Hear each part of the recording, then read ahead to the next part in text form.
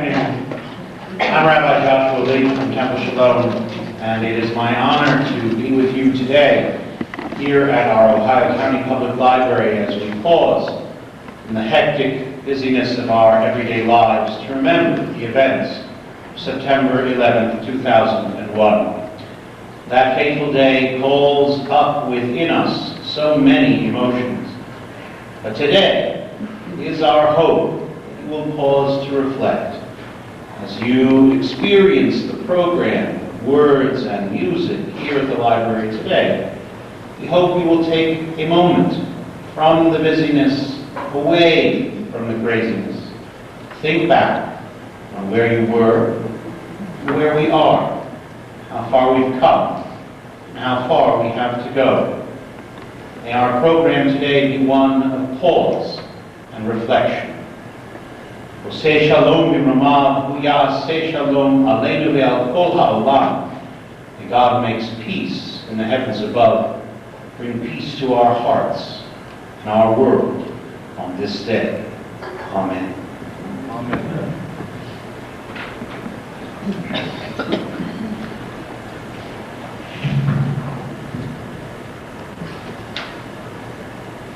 To read this first poem today because it is of and for and from that day. And because it is a poem that I think can cause us to re-see not only the event of 9/11, but the direction to which we must look if such events are not to be repeated. And to ensure such events are not repeated is perhaps the best way we can honor its victims. White September Sky by the poet Anthony Libby, an epigraph from Thomas Pynchon's novel Bradley's Rainbow. A screaming comes across the sky. White September Sky. How did it look to them in the first frozen second of the brand new war, when sky and fire opened the walls? Vengeance is not enough. Sometimes it seems the dead are waiting. Ghost riders paused in shock before they go on to wherever they go. They want us to see what they saw as their exploded memories began to unravel through the air until only the air remained. We watched the clouds they became, their dust filling our eyes, our lungs, our blood. We breathe them in. We have no choice, and their blood flows in us as we move stately into the passion of war, the romance of revenge. But some remember in that second at the window, lovers, children, all the white Septembers of joy. Bless them in the middle of fire. Bless their blood, heroic, that we bring to war. Bless their final end. Vengeance is not enough. We wait for peace. Nothing is unconnected. When we step back and begin to see within historical context, we can and must hope that this following little bit of wisdom from the singer in Bertolt Brecht's famous play, The Caucasian Chalk Circle, that the singer's words, though instructive, will not point to our own current time as a nation. From the Caucasian Chalk Circle. When the house of a great one collapses, many little ones are slain. Those who had no share in the good fortunes of the mighty often have a share in their misfortunes. The plunging wagon drags the sweating oxen down with it into the abyss. And so in that same spirit, this poem, which is called The Day After the Election, which is not a reference to our recent election, you should know. The poem is called The Day After the Election by the poet Doug Dorff. My daughter knows I am sad, so she holds my hand as she shows me her candy drawer, the Halloween loot arranged in baggies like type. She takes out the piece she will eat before breakfast and the one for after, the Hershey bar for the lunchbox and the lollipop for after school. I put my eye to her cupped hands to admire a candy with a glow-in-the-dark wrapper. My wife worries that her pipes will cement up from this sugar diet. Last Halloween, she gradually threw the treats away when my daughter wasn't looking. But now our broken hearts are drained of harsh parenting. Have your candy trove now. Eat it all. The future may not be sweet. Last night, my wife knew from my despondent flop into bed that she needn't bother checking the TV. In my dreams, my mother was unhappy. A yellow airplane crashed into the building next door, wings tilted World Trade style. I was lost in an amusement park, the fingers on my left hand tingling from electric shocks. Then this bleak day dawned, the future unfolded. My daughter, another coolie at Walmart. My terrified daughter drafted to fight the war on terror.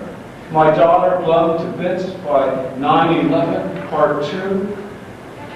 No, my daughter's kind hand in mine, comforting me.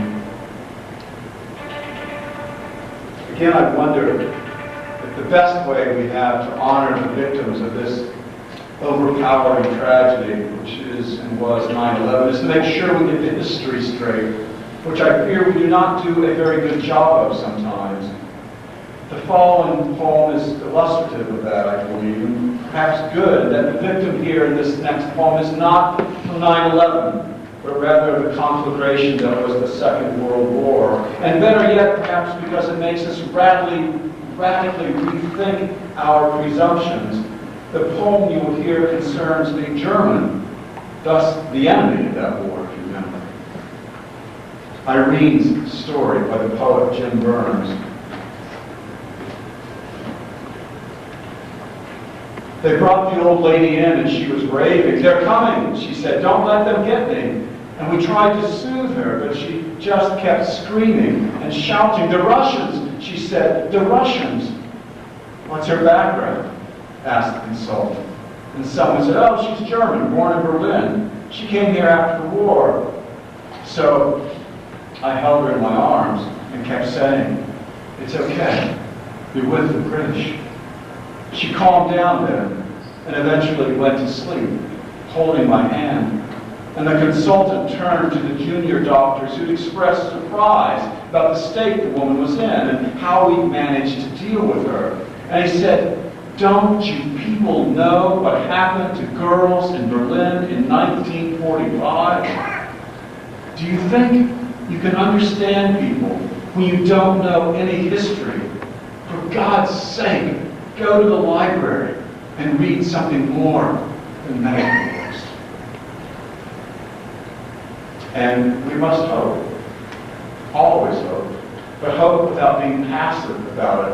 Rather, we must see hope as an active verb, a desire we help to enact. Think of perhaps these evocative lines from the Irish poet Seamus Heaney, from his In the Cure at Troy, his first adaptation of Sophocles' play Philoctetes, about the Trojan War.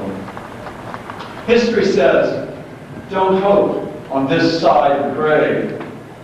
But then, once in a lifetime, the longed-for tidal wave of justice can rise up, and hope and history rhyme. We must make sure it does. The following poet, I believe, does so by bearing witness. Poet Adam Zajewski, his poem tried to praise the mutilated world. Try to praise the mutilated world. Remember June's long days and wild strawberries, drops of rosé wine, the nettles that methodically overgrow the abandoned homesteads of exiles. You must praise the mutilated world. You watched the stylish yachts and ships. One of them had a long trip ahead of it, while salty oblivion awaited others. You've seen the refugees going nowhere. You've heard the executioners sing joyfully. You should praise the mutilated world. Remember the moments when we were together in a white room and the curtain fluttered. Return in thought to the concert where music flared. You gathered acorns in the park in autumn, and leaves eddied over the earth's scars. Praise the mutilated world, and the gray feather of thrush lost, and the gentle light that strays and vanishes and returns. And myself, to end, I believe in second chances. End quote. And so this is my own poem for this special commemoration, with an epigraph by the poet Peyton Houston, not quite haphazardly. The questions are not answerable, but you are.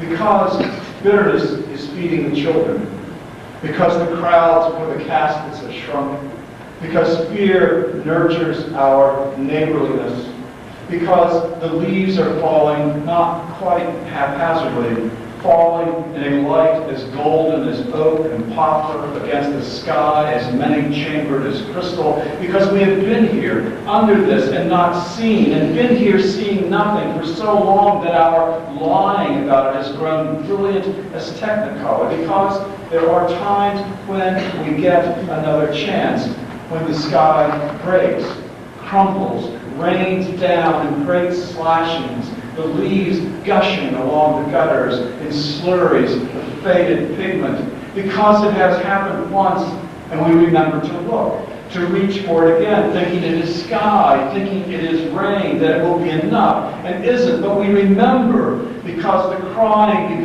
beyond the fence is of children, and the blood seeping below the gate is near, because near is not so far, and the distances have come closer, and because we can still find the crack in the wall, because we open the gate every day, because we can see the blood below the floor and yet still find a place to stand, because we know fence and gate and floor, know the futility of avarice, know we have tasted sweet and green and fruit and carousels and even childhood, because we have also known bitterness, have never lost its taste, and because the future has come again, because we have come near it looking for a lens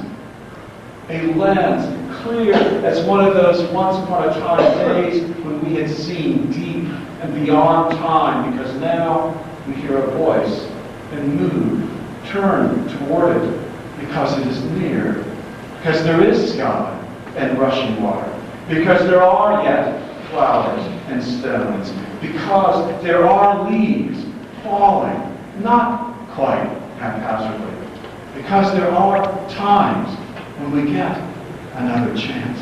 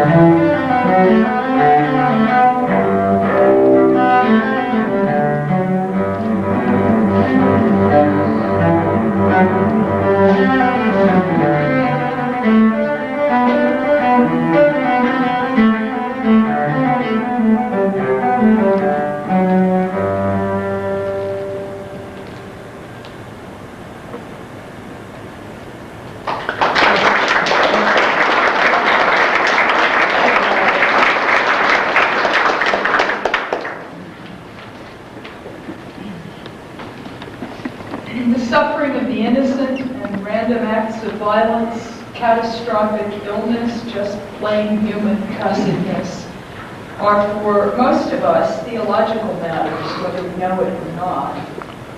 They challenge what we think we know about the Creator.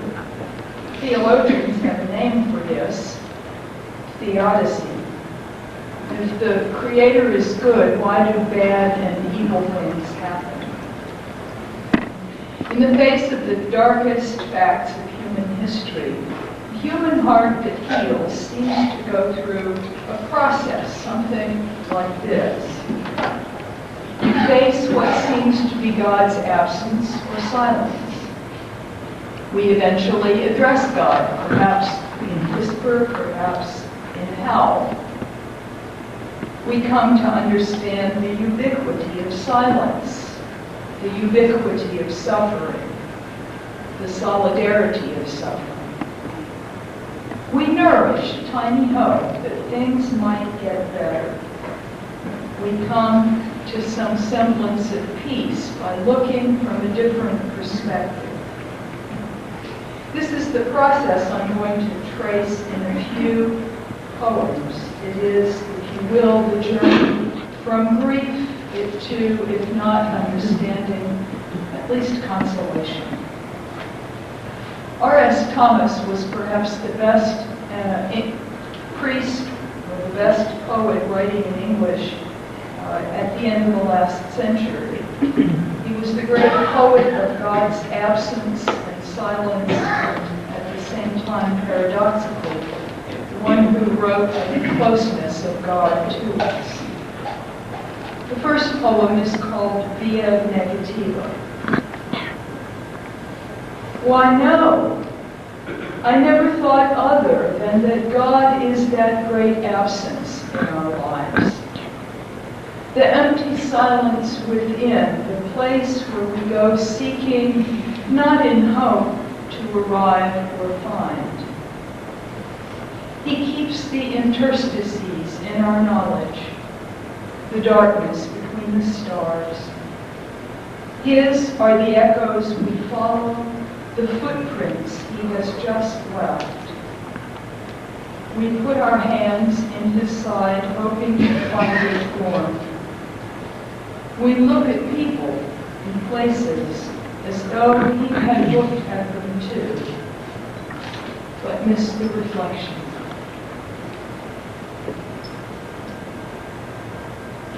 Also by R.S. Thomas,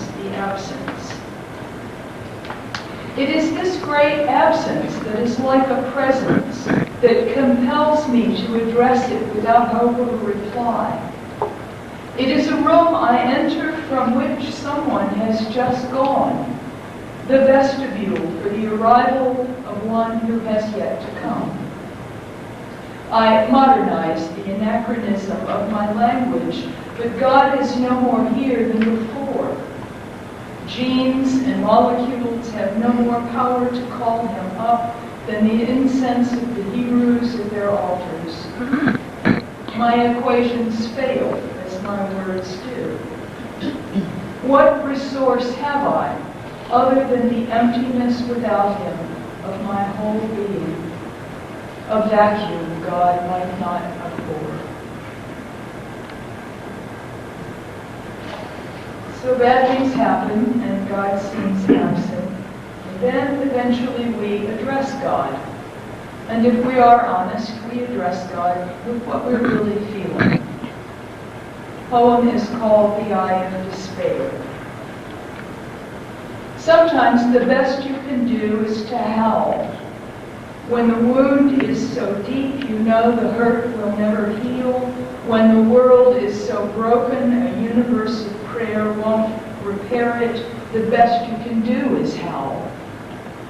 Throw back your head, and I dare you howl like a banshee, like a she-wolf, like the wild thing buried in your bones. And feel rising from the deep, dark places within the primal power of your breath, a sliver of hope to hurl with your howl at the eye of despair. Well, there's a transition to the third phase of coming to understand that everybody suffers. I wrote a poem in October 2001. I just had a big event at the seminary where I was teaching. It was a gathering of an imam and a rabbi and a Christian pastor.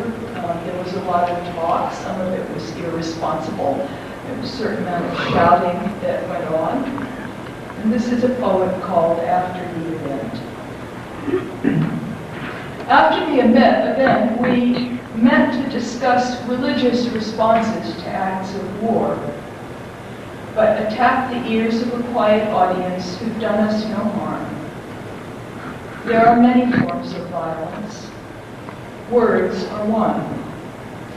I, who said the least, am heartsick to have said so much. For I know some things are best said by saying nothing. Nothing at all.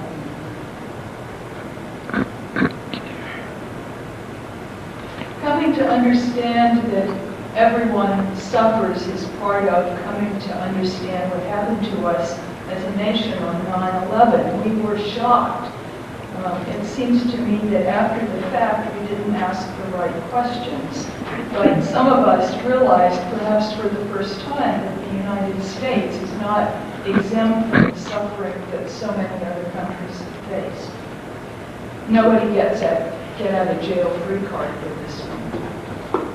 This is a poem about violence and its pervasiveness and perhaps its secession. Some of you will remember the Good Friday Accords that were signed in Ireland in 1998, and that we celebrated that in April of 2018. Good Friday Accord. They bombed the crowd gathered for Remembrance Day. The Roman Catholic priest died in the arms of the Methodist minister. And the children. Oh, the children. Her dolly covered in blood, his there blown to smithereens. He gasped the little children of his own kin and country, children who for 6 long years have lived in cellars devoid of light and laughter, not kicking the ball in the street, not swinging in the park. Our troubles do not end by multiplying violence, by another bombing raid on purely military targets with collateral damage. Everybody's children are little. Military murder is not pure. Our troubles do not end when old men sign papers, but when their children change, refuse to fight elderly battles, when every anger is transfigured in a poem, in a painting, in a heart consumed by love.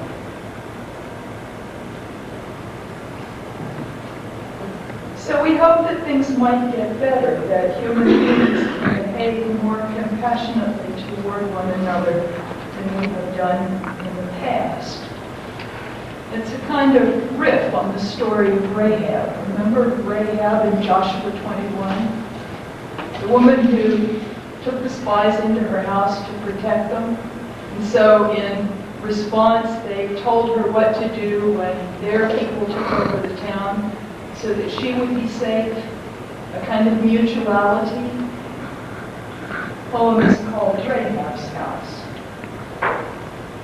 A crimson thread hangs in the window of the woman's house who took the risk and protected the strangers. Now, one tiny thread protects her household. The thread of trust that strangers are trustworthy, that enemies might be friends. Some say Rahab is no better than she ought to be, but she is better than most, and I want to live in a house like hers. So finally then, some poems by Jane Kenyon, a wonderful American poet who died early of cancer in 1995. Her poem, entitled Let Evening Come, both shows us a glimmer of hope that the darkness might be our friend rather than our foe, and she moves us toward the peace of looking from a slightly different perspective. Jane Kenyon, Let Evening Come. Let the light of late afternoon shine through chinks in the barn, moving up the vales as the sun moves down. Let the cricket take up chafing as a woman takes up her needles and her yarn. Let evening come. Let the dew collect on the hoe abandoned in long grass. Let the stars appear and the moon disclose her silver horn. Let the fox go back to his sandy den. Let the wind die down. Let the shed go black inside. Let evening come. To the bobble in the ditch, to the scoop in the oats, to the air in the lung. Let evening come. Let it come as it will. And don't be afraid. God does not leave us comfortless. So let evening come. And the final poem, also by Jane Kenyon, is the poem, the voice of the poem is the voice of one who has died already. It's not the narrow perspective of mine and mine, but the perspective of the human experience that, I'm sorry to tell you, will come to all of us. We rejoice and we grieve, and hers is a poem of resignation and humor and of great promise that in the end, things might be very much better than we can imagine them now. Notes from the Other Side by Jane Kenyon. I divested myself of fear and despair when I came here. Now there is no more catching one's own eye in the mirror. There are no bad books, no plastic, no insurance premiums, and of course, no illness. Contrition does not exist, nor gnashing of teeth. No one howls as the first clod of earth hits the casket. The poor that we no longer have with us. Our calm hearts strike only the hour, and God, as promised, proves to be mercy, clothed in white.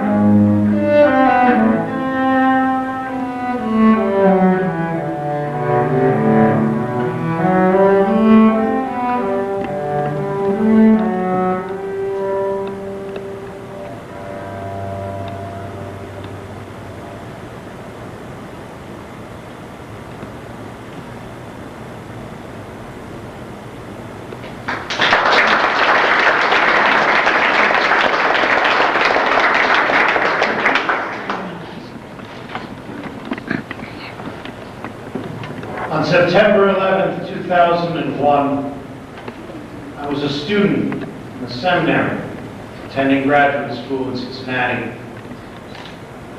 In the first plane tower, news, of course, was not something that we were watching. Smartphones weren't a thing back then. So we were in class. One of the administrators, the dean, came in and said, "Go home and tell us why. Classes are canceled for today." So I went home, and I was confused, and I turned on the television. A little 13-inch screen in the corner of my very modest graduate student apartment. I watched in horror as the scene unfolded on every one of my antenna channels. A few moments later, there was a knock at my door. Another of my classmates, who lived 3 blocks away in a modest apartment of his own, did not want to be alone that day. He came, we sat on my couch, and we watched all day long as the events unfolded. As the first tower collapsed, and then the second. We were terrified, sitting there in my tiny little apartment, terrified, afraid to go outside. And yet, a week later, when the airports reopened, I could not stay in Cincinnati.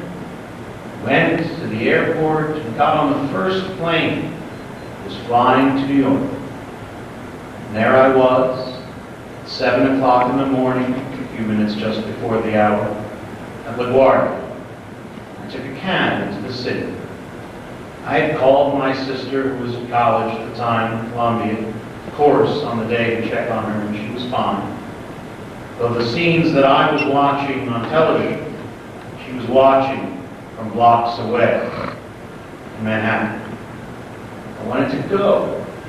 I wanted to be there, see her, see the city that I had visited so many times, to offer words of comfort and support to those whom I had known, not knowing how many lives had been lost.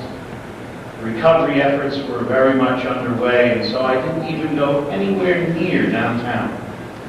I was in Midtown. I was on the Upper West Side visiting her.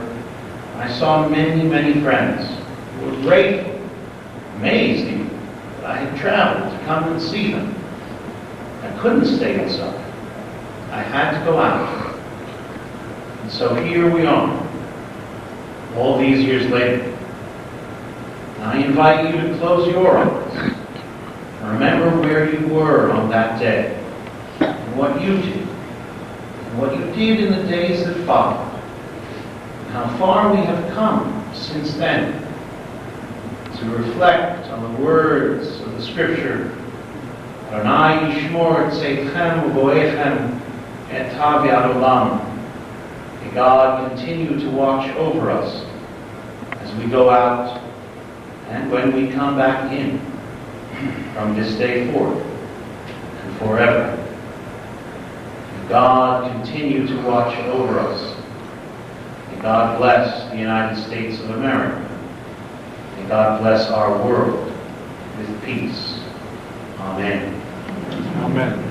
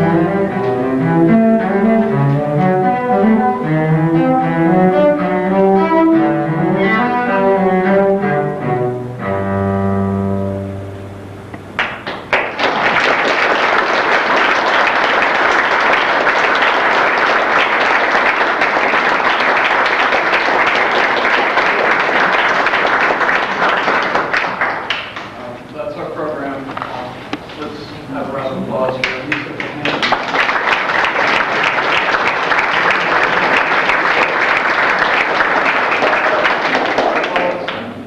Thurston.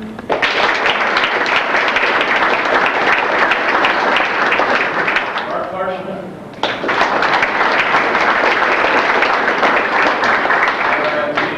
Rabbi,